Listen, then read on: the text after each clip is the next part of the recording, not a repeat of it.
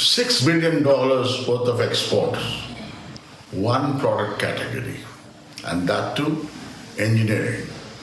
India was not known for its engineering capabilities.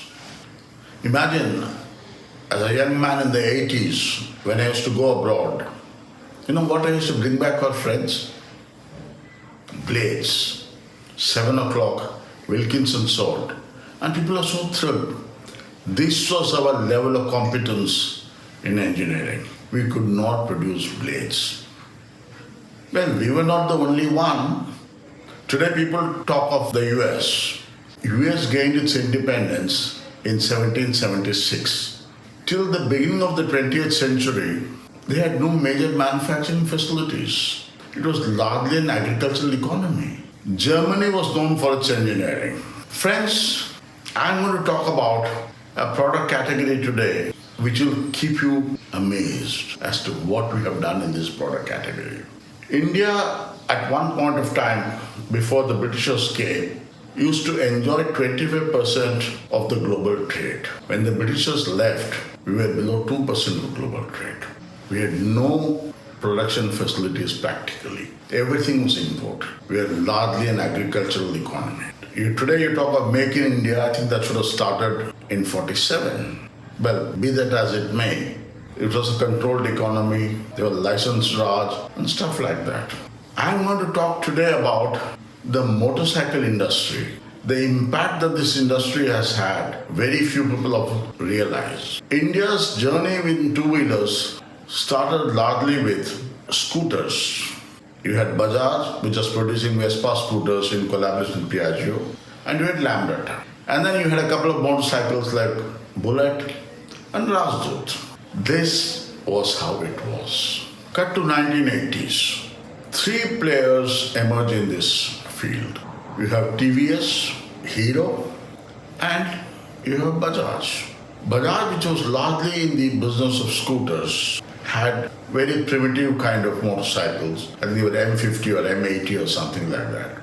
TVS got into serious collaboration with Suzuki and Hero Cycles with Honda, which is the world's biggest manufacturer of motorcycles. Bajaj had what I would call in today's parlance a total disruption in its thinking. Rajiv Bajaj fought with his father, Rahul Bajaj, and completely stopped manufacturing scooters. Bajaj scooters used to have a waiting list of 10 years. And Hamara Bajaj became a national slogan. And here was this boy, Rajiv Bajaj, fighting with his father to stop this ongoing business and get into motorcycles. Everybody in the world thought he was crazy. Well, he wasn't. He got into collaboration with Kawasaki. So you had Hero with Honda, you had TVS with Suzuki, and Bajaj with Kawasaki. So you now have these three players who have got global collaboration and they picked up engineering pretty well. But there's a problem. Fresh engineers coming out of colleges didn't want to work the shop floor. Everybody was looking for a job in the IT sector, air-conditioned offices, and all that you did was coding. And there was, of course, an opportunity to go to the US. Nobody wanted his hands to be soiled. Bajaj, in fact, offered twice or thrice the salary of what the IT guys were offering to attract talent. TVS, Hero, and Bajaj. They mastered the art of production. And all three of them got rid of their collaborators. Because they were so capable of fighting the market on their own that they became self-sufficient, independent, and they didn't need any technology from anybody. Today, India is exporting, as I said, $6 billion worth of motorcycles. That's a staggering over 4 million motorcycles a year. I don't know how many of you are aware that India is the world's largest manufacturer of motorcycles. We produce more motorcycles than China. When it comes to China, let me tell you this. The Chinese tried to enter the Indian market with their cheap, low-priced products. There was a panic in the market. Everybody thought that the Chinese would sweep away the motorcycle market. Well, these are not toys. People understood quality. People not only understood quality in India, People understood quality the world over. Today, the Indian motorcycles rule the roost in Africa, in parts of Europe, in Latin America. They have emerged as the biggest players.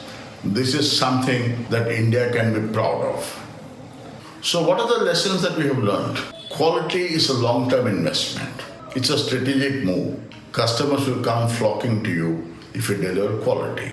You have to be disruptive at times, like what Rajiv Bajaj did. To close a running business and to get into a new line of business calls for a lot of guts. You have to invest in people. You have to attract talent. You must know how to retain them. So investment in people, investment in technology, investment in long-term strategic thinking, these are the elements that deliver success. I'm sure you've been watching Sridhar on selling and have been enjoying these episodes. I'm sure you got value out of these. Please do subscribe to my channel and share it with your friends. Thank you so much.